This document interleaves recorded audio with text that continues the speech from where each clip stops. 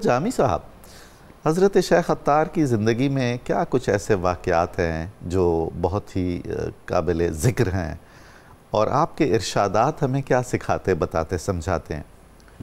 بسم اللہ الرحمن الرحیم۔ قبلہ نظامی صاحب، کچھ لوگوں کو اللہ تعالیٰ نے حقیقت شناس بنا کے بھیجا ہوتا ہے، تو آپ کی شخصیت کو سب سے بڑا جو جوہر ہے، آپ نے تصانیف فرمائیں یا لوگوں کی تربیت فرمائی، ہمیشہ حقیقت شناسی ان پر غالب رہی۔ آپ ان کی کوئی کتاب بھی پکڑ لیں، وہ لگتا ہے یہ کسی بندے کا انگل پکڑتے ہیں اور اس کو جا کر قرب الہی کی حدود میں کھڑا کرتے ہیں، جہاں سے بندہ چلا تھا وہ منظر اس کو دکھا کر آتے ہیں۔ اس لیے آپ کی کتابوں کو اخلاقیات کے باب میں، روحانیات کے باب میں، تربیت کی باب میں اتھارٹی بھی حاصل ہے، اور ان کو متداول بھی کرانا چاہیے۔ آپ جس بات کو کرتے ہیں بہت گہرائی سے کرتے ہیں۔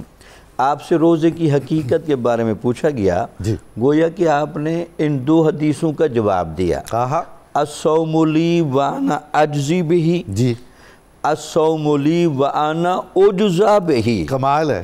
تو آپ کہتے ہیں روزہ بنیادی طور پر ظاہر کو صاف کرتا ہے، حواس خمسہ کی صفائی، پھر روزہ بڑھ کر دل و دماغ کی منصوبہ بندی کی جگہ کو فیض کرتا ہے، اس کے بعد بندے کو کامل متقی بنا کر محبت الہیہ کے دائرے میں داخل کرتا ہے۔ سبحان اللہ، سبحان ان اللہ یحب التوابین وَيُحِبُّ الْمُتَطَہِرِينَ۔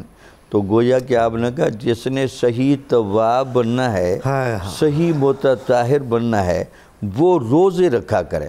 خواجہ نظام الدین اولیاء کو بابا صاحب کی وصیت تھی، نظام الدین زندگی میں روزہ نہیں چھوڑنا۔ تو آپ نے پوچھا حضور اس کی بنیادی وجہ کیا ہے؟ آپ نے کہا معیت خاصہ کی جگہ سے الگ نہیں ہوں گے۔ تو روزہ بنیادی طور پر ایسی چیز ہے۔ اچھا، خود حضرت عطار کثرت سے روزے رکھتے تھے؟ کثرت کے ساتھ روزہ رکھتے۔ اچھا، اس سے پوچھا گیا حضرت یہ حج کیا ہے؟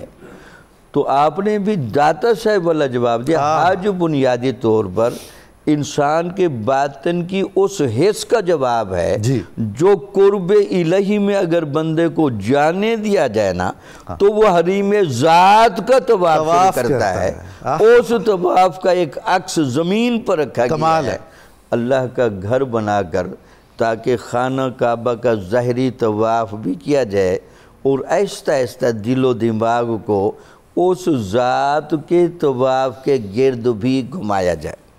اسی طرح آپ سے پوچھا کہ حضور یہ وحی ربانی کیا ہوتی ہے؟ تو آپ نے کہا کہ وحی اصل تو انبیاء علیہ السلام کو آتی ہے، لیکن القاء اور الہام و کشف ولیوں کو بھی ہوتا ہے۔ یہ اصل میں انسان کے باطنی اسرار کے حامل ہونے کی اطلاع ہے کہ اللہ نے انسان کو کس لیول کر بتایا۔ اچھا، حضرت سے پوچھا کہ جناب ایمان کی ذرا آپ شرائطی بیان کر دیں کہ ہم ایمان والا کس کو کہیں؟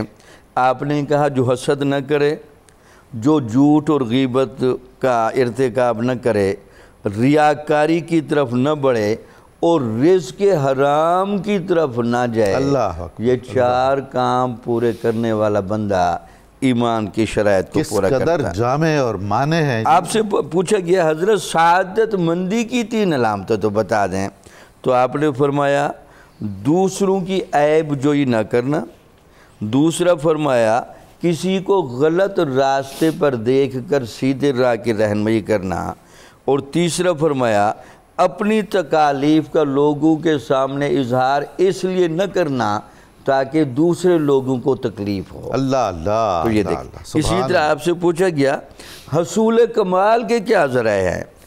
آپ نے کہا حفاظت کے لیے خاموشی، سلامتی کے لیے نیکی، سرداری کے لیے سخاوت، اور نعمت کی زیادتی کے لیے شکرانہ۔ سبحان اللہ، سبحان۔ تو اس سے حصول کمال۔ واہ واہ واہ۔ دیکھیں کتنی جامعیت حضرت میں، اور کتنا ان کا بے ساختہ پن ہے، اور لگتا یہ ہے کہ وہ حقیقت کو جس طرح کہتے ہیں نا کہ ان کو سمجھانے کا ڈھب بھی پڑاتا ہے، اور ان کے ہاں اتنی سادگی بھی ہے، بے ساختگی ہے، اور فوراً پن ہے کہ فوراً بات سمجھ میں آتی ہے۔ کہ حضرت کیا کہتے ہیں۔ سبحان اللہ۔